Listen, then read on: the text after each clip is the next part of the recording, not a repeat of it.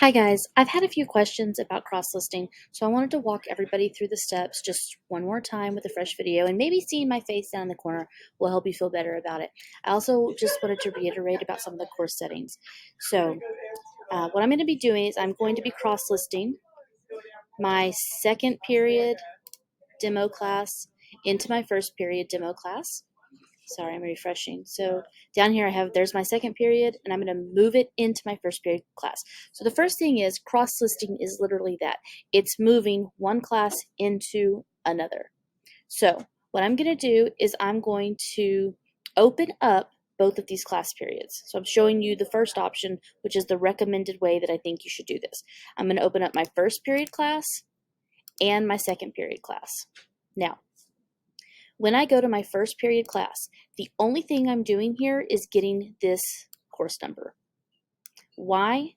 Because at this point, if you're a returning teacher, and even if you're not a returning teacher, if you try to search by name, you might find a really long list of classes.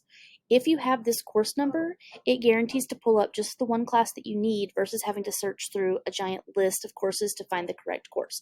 So I recommend that you do this. So again, this is my first period. I'm going to be moving my second period into my first period class. So I start out by getting this course code from my first period class. So you can see Misty's first, and this is my 4-digit code. Command C. Now I'm going to just go ahead and close this tab. I'm done with my first period course. I don't need it anymore. Now you can see that I'm in my second period class. So I want everyone to see that. Misty's second. It has a different course number. What I'm going to do now, this is the course I want to move. I'm moving my second into my first. So I'm going to go to settings, and then I'm going to go to sections. Then I'm going to click on the name. See where it says course section? There's the actual name of my course. I'm going to click on that. And then I'm going to say cross list this section. And then on yours, you would probably have a drop down here that's going to list all of your courses. But we're going to ignore that and instead go to this box that says enter the course ID. I'm going to do Command V, enter. There's my first period demo class, and then I click this navy button that says cross list this section. Now my second period lives inside my first period class. You'll see that it's already changed. This says Misty's first now. When we go to settings and then to sections, you can see now that I have both my first and my second period living together in one class. So that is how you cross list using the course number. Now, some of you have asked about, you have a sandbox. What do you do with that? Please do not cross-list into your sandbox. And the reason for that is your sandbox is not tied to a term. Your classes that populated automatically from you from Focus, those are tied to the grading terms and they're tied to the end of the year terms. That means the course will conclude when the school year ends.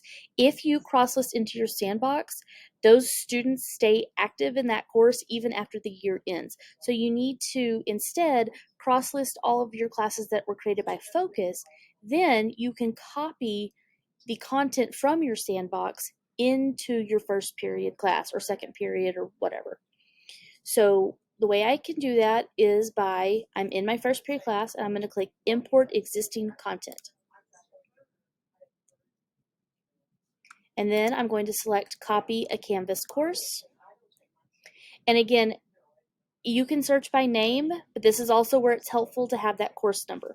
So for me, I'm going to navigate back to my dashboard. I'm going to find my sandbox, and I'm going to copy that 5-digit code. So again, I could type in the name, or I could pick from a drop down, but you can see how many courses I have, so that's not going to work for me. So instead, I'm going to put that code in. It's going to pull up just my course. Now I can say all content or select specific content. So in this case, I'm going to say all. I can keep the due dates. I can remove the dates. I can leave it alone. Whatever I want to do here. So for now, I'm just going to say, I'm going to remove the dates and I'll add the dates to them as I want to. And then I'm going to say import. So it's going to wait just a minute for it to run. You can see that my course is currently still empty.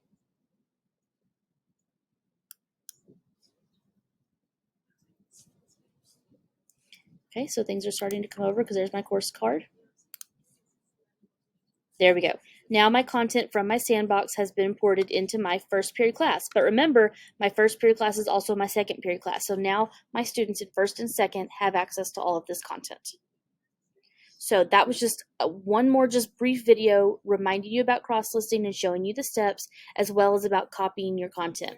Remember that you could also do copy to. So from my sandbox, I could have said copy to.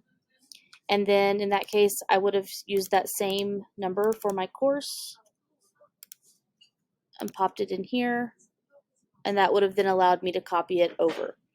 So a couple of ways you can do it. I'm not trying to confuse you. I'm trying to clarify it. I hope this video is helpful. Again, if you're stuck, please let me know. I am happy to help you out. I'm happy to come over and help. I'm happy to do it virtually. I want to help you. I don't want you to be stuck or frustrated. Thanks.